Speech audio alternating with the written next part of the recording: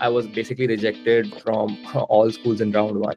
So I applied to Wharton and MIT both in round one, and I was rejected by both. And at that point, I was like, I'm gonna do Harvard on my own. Like, I'm gonna apply to the school on my own, and gonna back myself to get into it, despite many consultants telling me that you're not meant for Harvard. What does it exactly take to go from a small town engineering student in India to walking the halls of Harvard and working at Google? Well, in today's episode, we follow Abhijay's incredible journey from early aspirations and global internships to setbacks, resilience, and eventually breaking into competitive US job market. Whether you're a student, a dreamer, or navigating your next big move, this story is packed with insights and inspiration you don't want to miss. And also, before we start, if stories like this inspire you, follow Leap Digest on LinkedIn for more real, raw, and relatable career journeys from across the globe. The link is in the pinned comments and description. I'm originally from Chandigarh.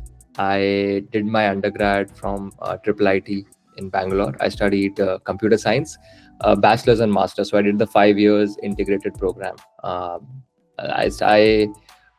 also got like my first internship for a small startup based out of Bangalore. This was in my third year. I moved to Bangalore in 2012. That was the first year of my undergrad, and I graduated in 2017.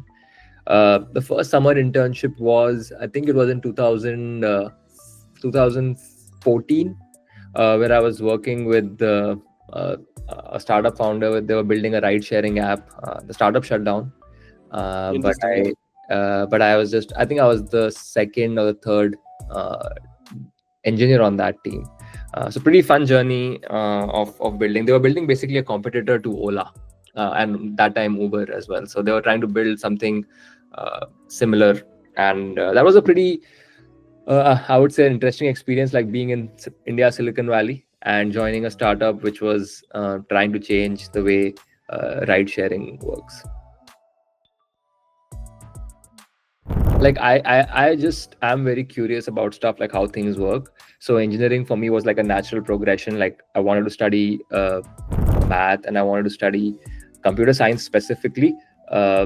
I think it also kind of stems from my love for video games. Like I was very fascinated by the digital world. So many motivations for getting into to engineering.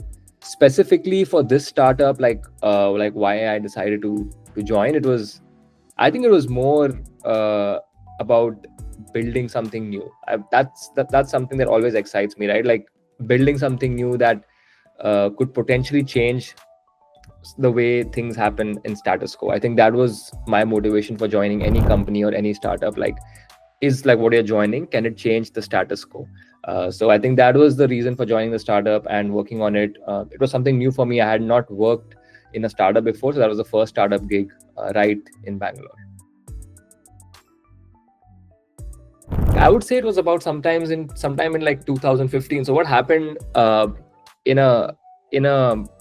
a batch of like 50. So the strength of the undergrad I went to was only 50. So it was the first batch actually of that program which I started, which was integrating bachelor's and masters.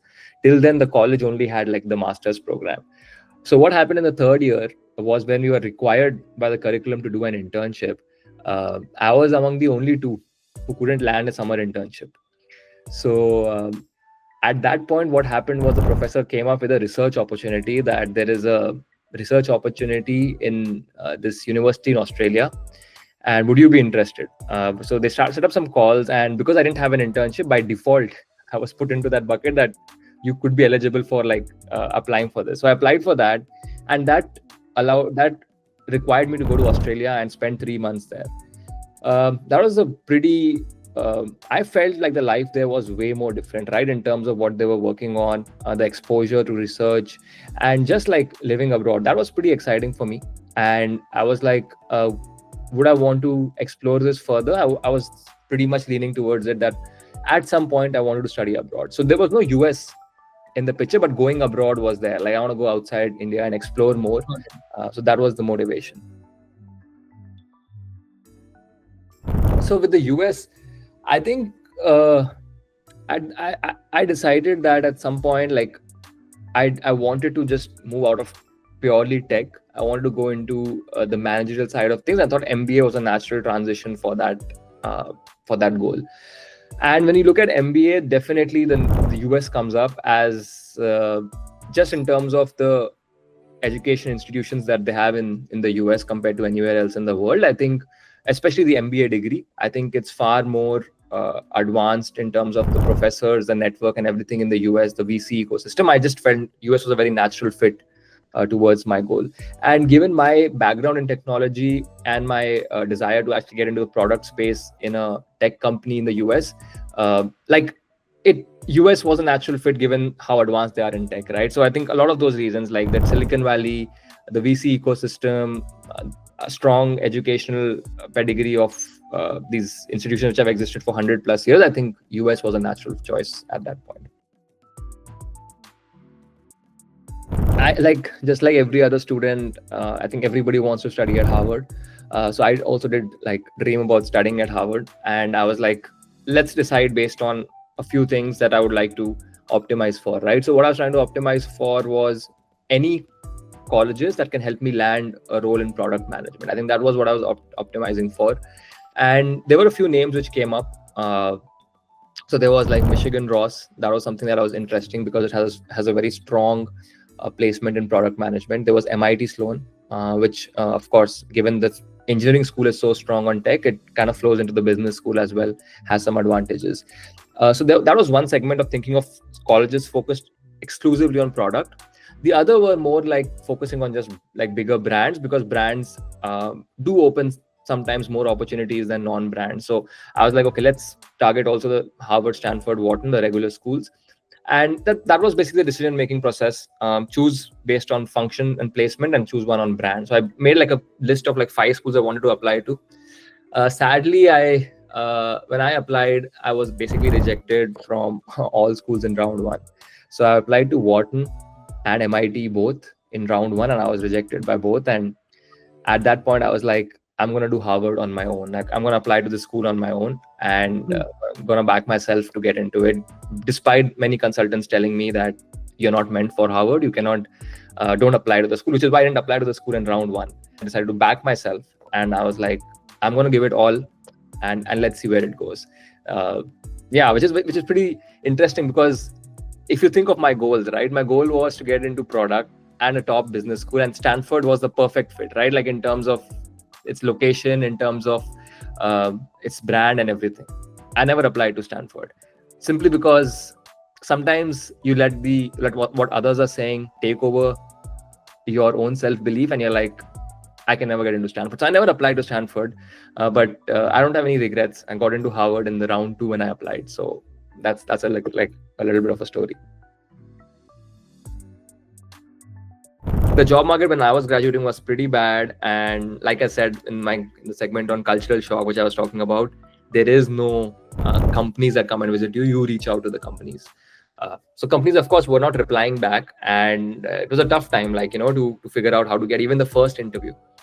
I think the way you navigate it is you learn through your mistakes, right? I think sometimes you are in that mindset, I want a job within 1 month.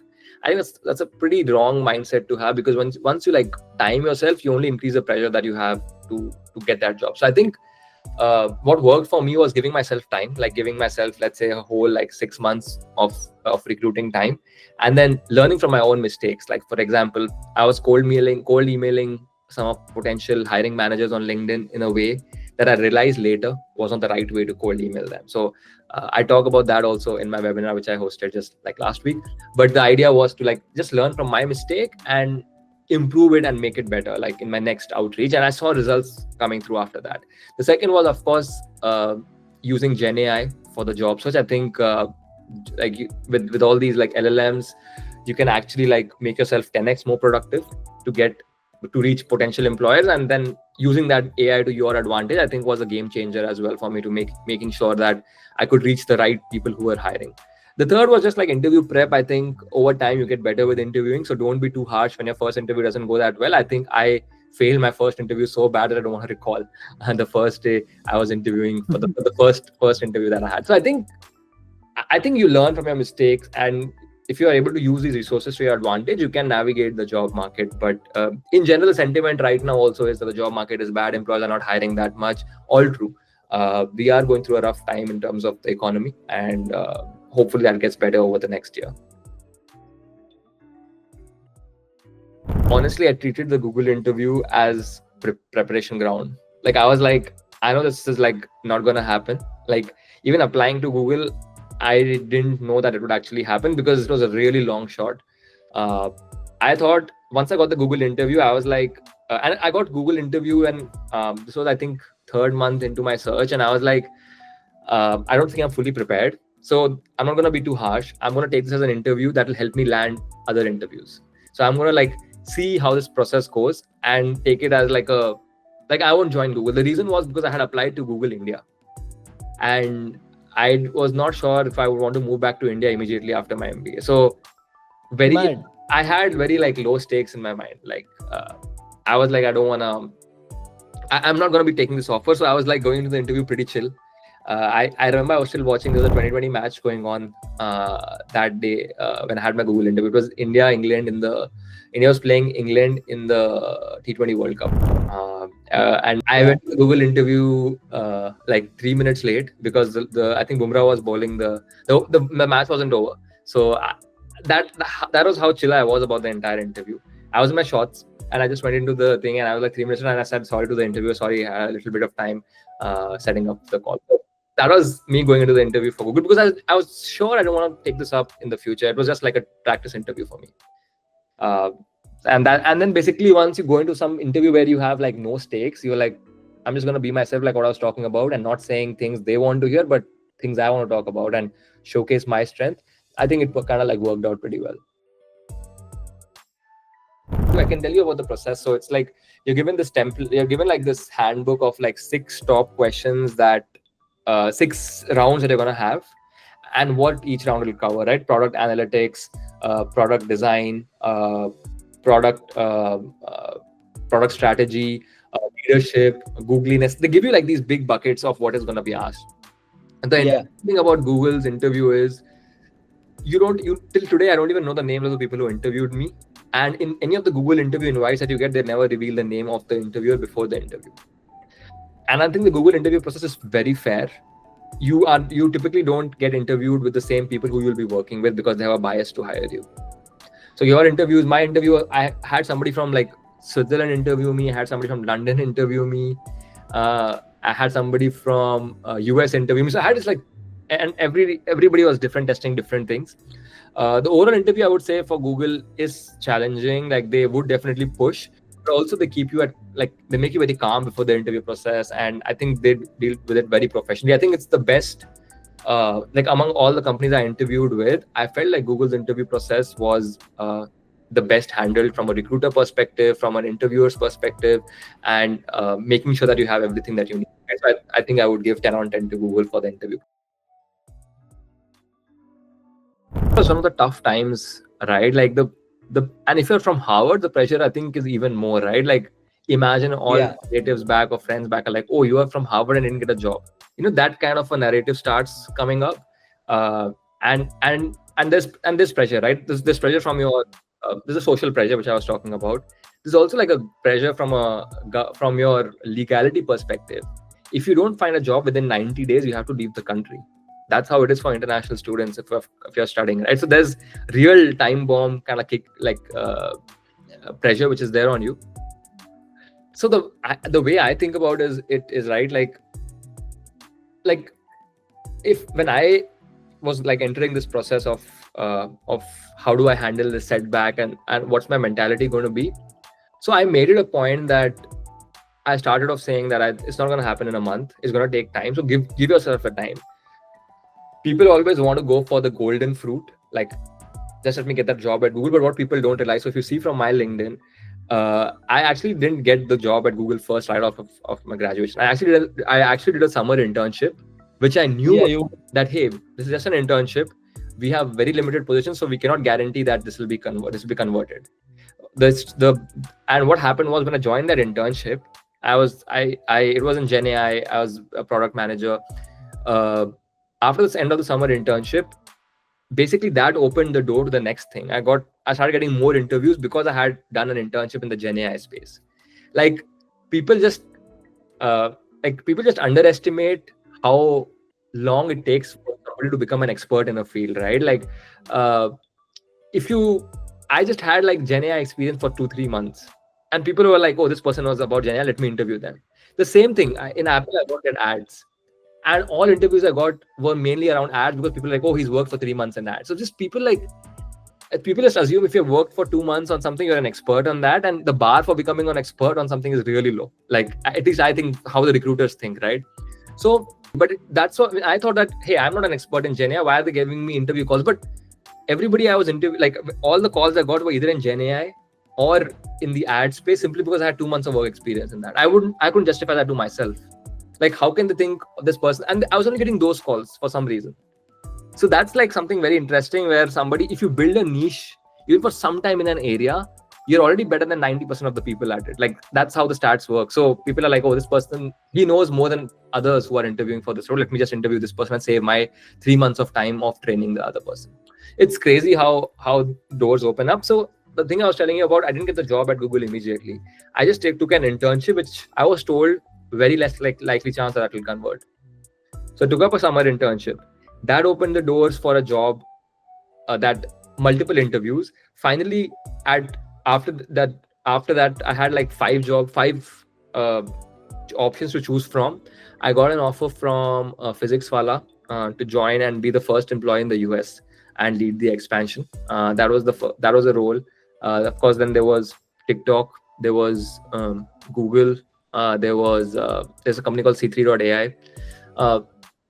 There was a VC firm. So there were like many opportunities that opened up just because I took up that summer internship, which I had no idea would lead to these outcomes. So sometimes I think it's about like breaking it into steps and getting your foot in the door, instead of just like, I just want to get that dream job right out of college. I think giving yourself time to get into your dream job, that's, I think, a better way. And the stat, by the way, is 70% of Harvard MBAs change their job within the first year.